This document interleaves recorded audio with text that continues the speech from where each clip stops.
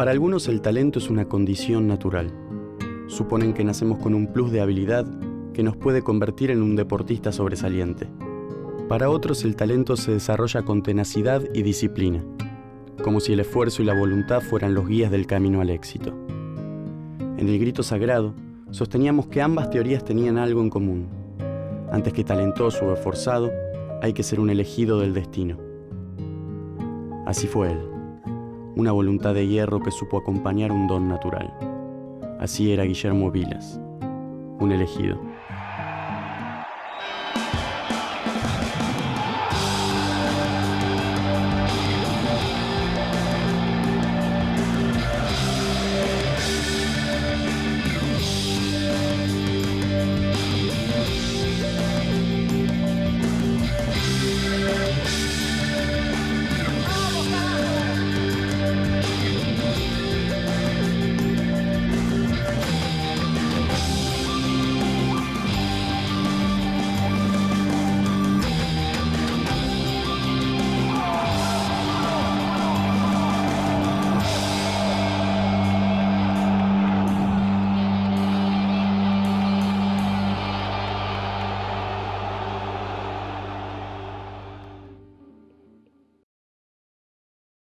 Porteño por casualidad, Vilas nació en la ciudad de Buenos Aires exactamente el 17 de agosto de 1952.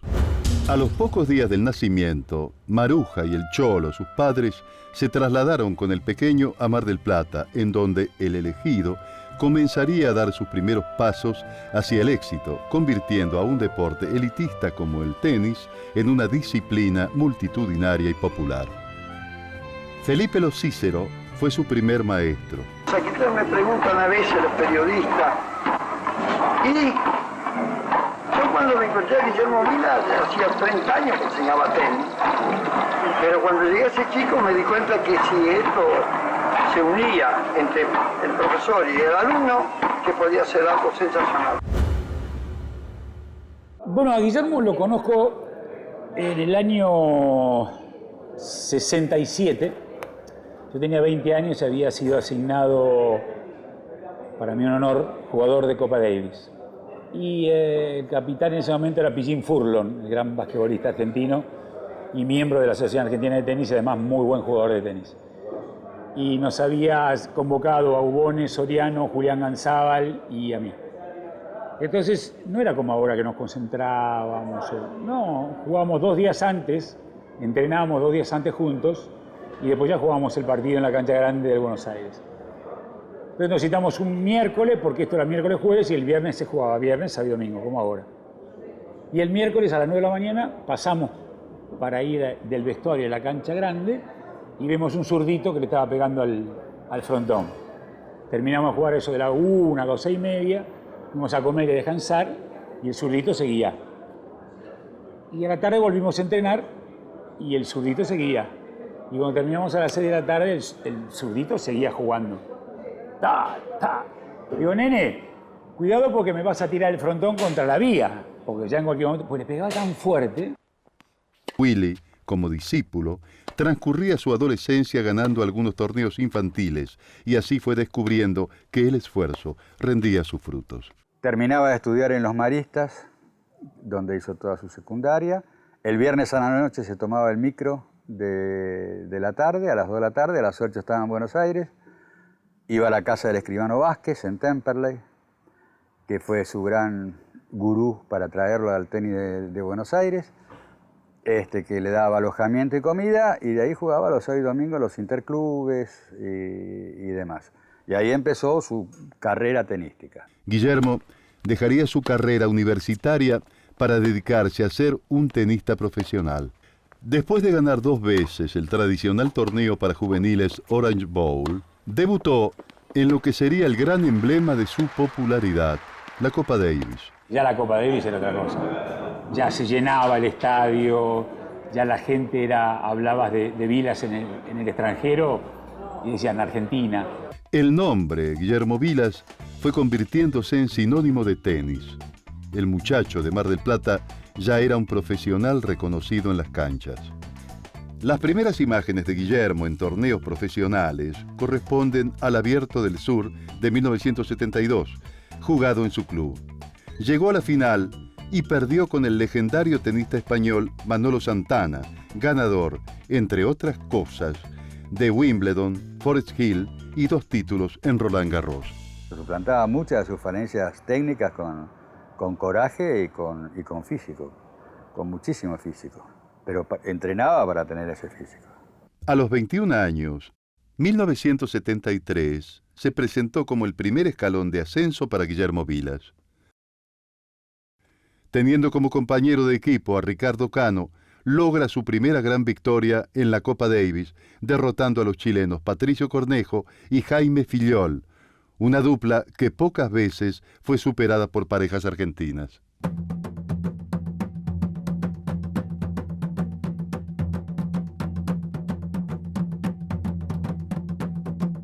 Además, se adjudicaría el primer título profesional de su carrera, derrotando en la final del Campeonato Abierto de la República a su gran adversario y amigo, el sueco Björn Borg, por 3-6, 6-7, 6-4 y 6-6, momento en el cual su rival abandonó el partido a causa de una lesión.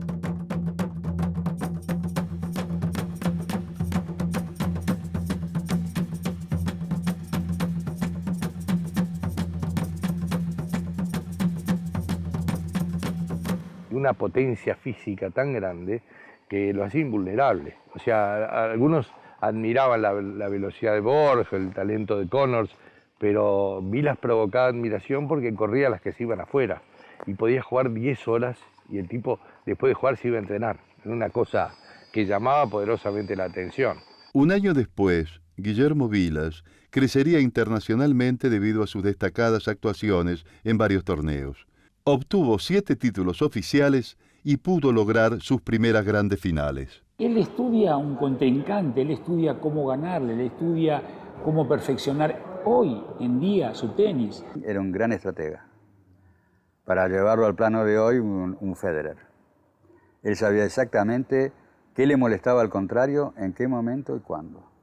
En Buenos Aires, resultó victorioso en el Abierto de la República y logró clasificar en uno de los torneos más importantes, el Masters de Australia, donde se impuso derrotando al rumano Ilie Nastase por 7-6, 6-2, 3-6 y 6-4.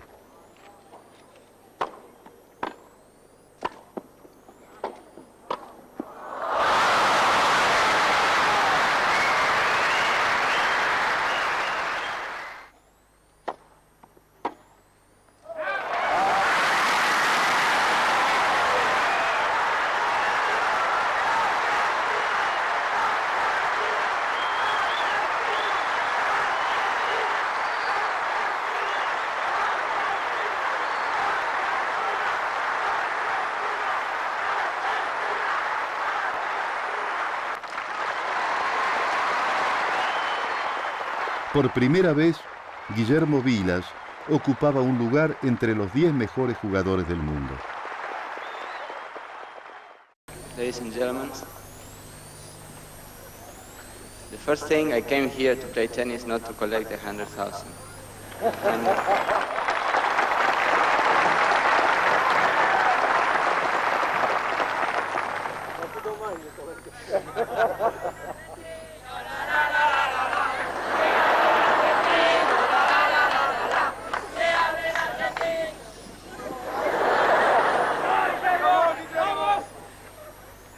So the only thing that I can say is I'm very happy because I won this Masters and the Grand Prix, of course. A few months ago, a person came to me and said, "What do you think about the grass?" And I said, "The grass is for cows."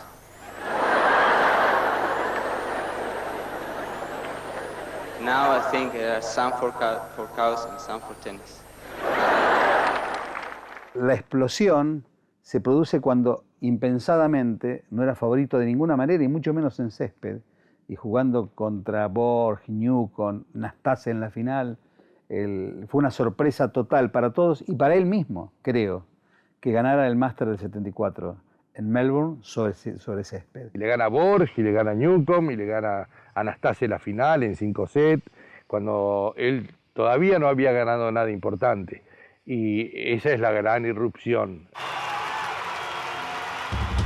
Este lugar de privilegio, ocupado por el tenista argentino, se mantuvo durante una década y en diferentes momentos llegó a estar segundo en el ranking, por debajo de Jimmy Connors o del mismísimo Borg. El mundo del tenis reconoce como una injusticia que Guillermo Vilas no ocupara jamás el primer puesto, especialmente en 1977.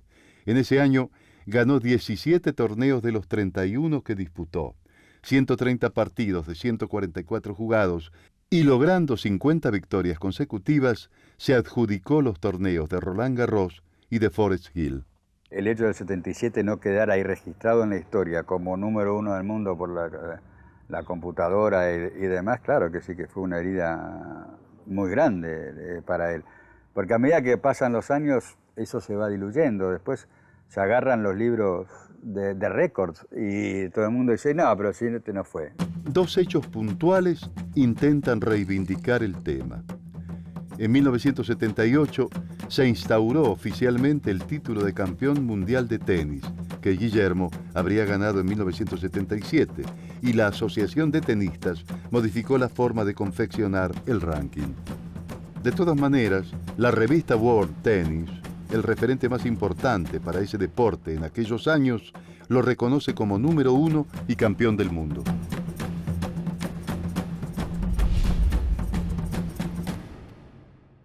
En 1978, Vilas logró conquistar 6 títulos oficiales y su nombre se mantuvo entre los 3 primeros puestos. En Roland Garros, llegó nuevamente a la final y debió enfrentarse a otra gloria de aquellos años, Björn Borg. Mitigare un po' la rassegnazione. E adesso Borg serve per il match. Él y Vilas compartían un lugar de privilegio en las tablas de posiciones y habían tenido en más de una ocasión un rival común, el estadounidense Jimmy Connors. En este encuentro, Borg ganó con comodidad los 3 sets que disputó con Vilas. El tenista sueco fue la figura de Roland Garros. Triunfó sobre todos y arrasó el torneo sin perder ningún set. È fuori e allora qui è l'ultimo punto di una dimostrazione probabilmente ineguagliabile di supremacía. El único que lo superó a través de toda su carrera fue Borg, porque Borg jugaba exactamente igual que él, pero era más rápido. Entonces el que primero llegaba a la pelota y tenía más tiempo para pensar y ejecutar era Borg. Vilas se recuperaría rápidamente ganando el primer abierto australiano de su carrera.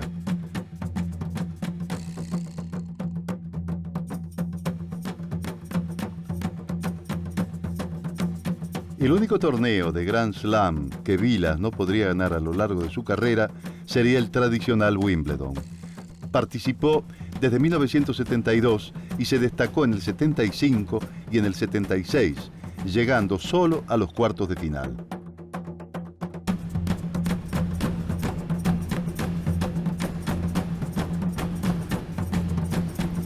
Yo no creo que sea una frustración porque Federer, McEnroe, Sampras no pudieron ganar Roland Garros, por ejemplo.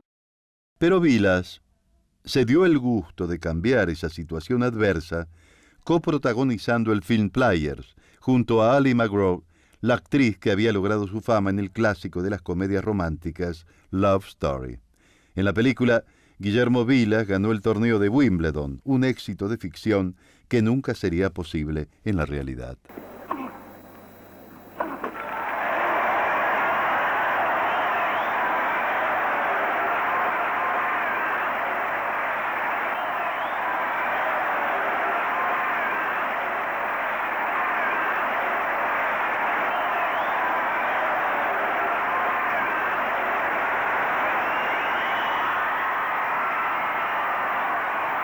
Hemos visto a Pancho González, una imagen completa de la desolación. Así llega a su fin este campeonato de Wimbledon. Con un gran partido, una gran final. Por esos años, otra figura del tenis iba ganando su sitial de privilegio, José Luis Batata Clerc. El público que lo seguía hizo de sus carreras un enfrentamiento constante y se dividían entre los seguidores de uno y del otro, aunque el público argentino siempre tuvo amplio favoritismo por Guillermo. Clerc irrumpe en el 77, lo veíamos como junior, que era un buen jugador, gana la Copa Gabriel en el 77, contra La Fontana y Gattiker, empieza a surgir Clerc como jugador, empieza a ganar torneos, mientras Guillermo era el mejor jugador argentino lejos. Lo cierto es que en 1980, luego de haber perdido nuevamente frente a Borg en la final de Montecarlo, Guillermo Vilas forma dupla con Batata Clerc en la Davis y consiguió el segundo éxito en la historia de la Copa enfrentando a John McEnroe.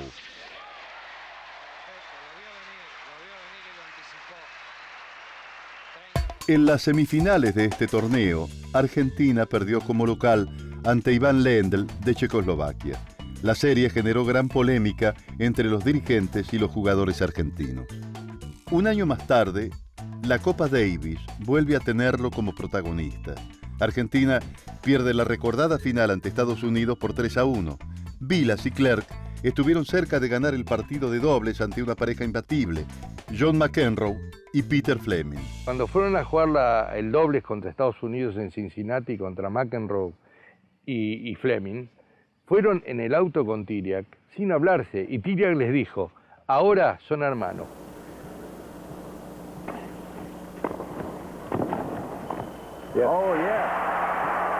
Por alguna razón, el público sintió que quien ganaba ese partido sería el campeón. Y así fue.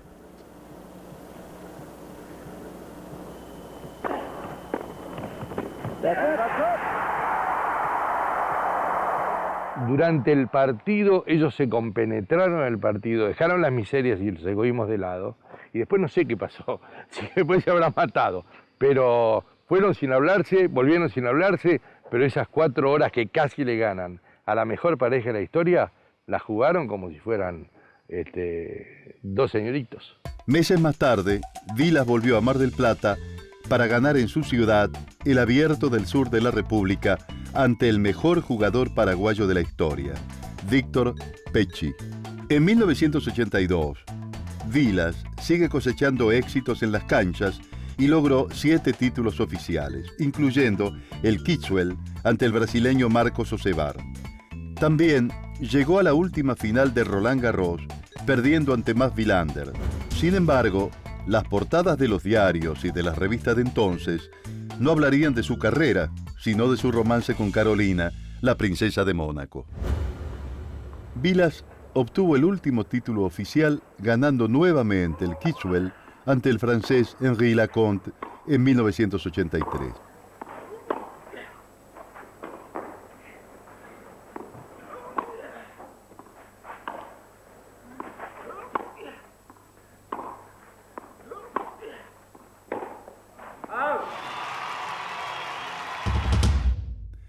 En marzo, brindó una memorable clase de tenis en el Buenos Aires, ganándole nuevamente por la Copa Davis a John McEnroe por 6-4, 6-0 y 6-1, luego de ganar 15 games consecutivos.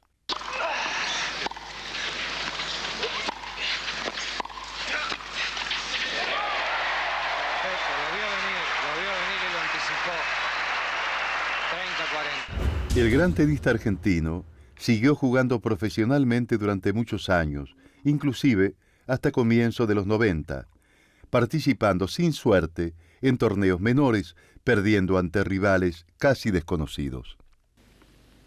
Cronológicamente, su último momento de gloria fue aquel octavo de final en el que le ganó en Roland Garros al francés Guy Forget en una épica batalla de más de 4 horas.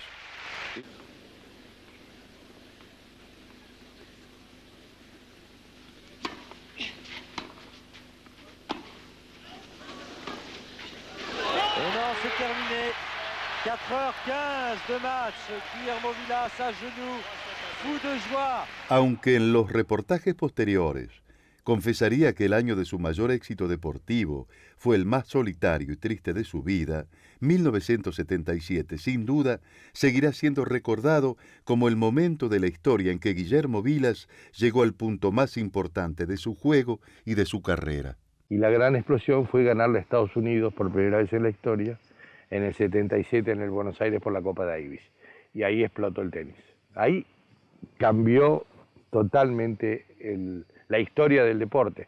Pasó de ser un deporte de élite a ser un deporte de mucha gente, ¿no? Testigo de su estado físico sobresaliente y de su potencia de juego, la prensa mundial lo vio lograr su primer gran impacto protagonizando el histórico triunfo argentino ante Estados Unidos por la final americana de la Copa Davis.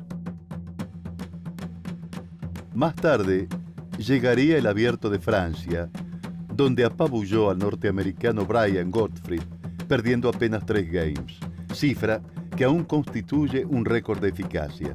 Además, ganó en cada uno de los 7 partidos del certamen, al menos un set por 6-0.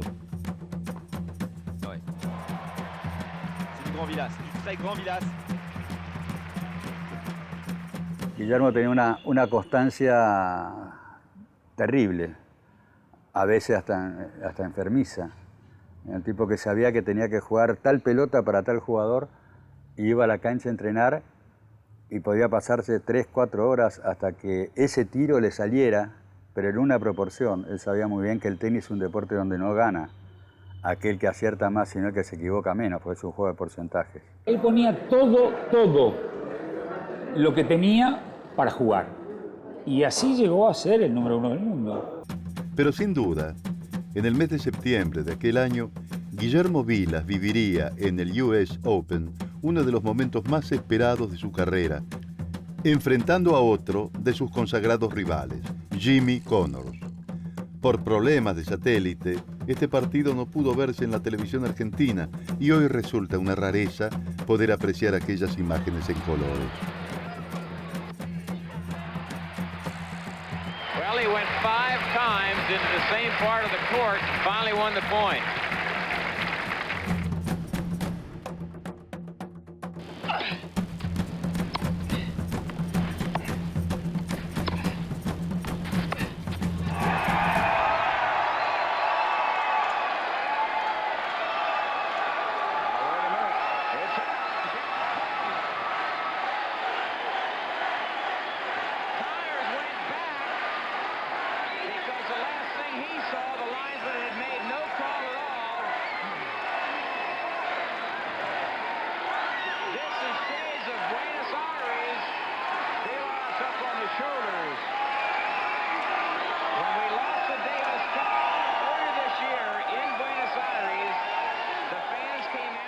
La final del US Open frente a Connors. Creo que ese fue el punto máximo de la carrera de Guillermo. Él jugaba el revés con slide, revés con slide, revés con slide, que era lo que finalmente lo llevó al triunfo ese día, porque a Connors le costaba mucho la pelota baja sobre su drive.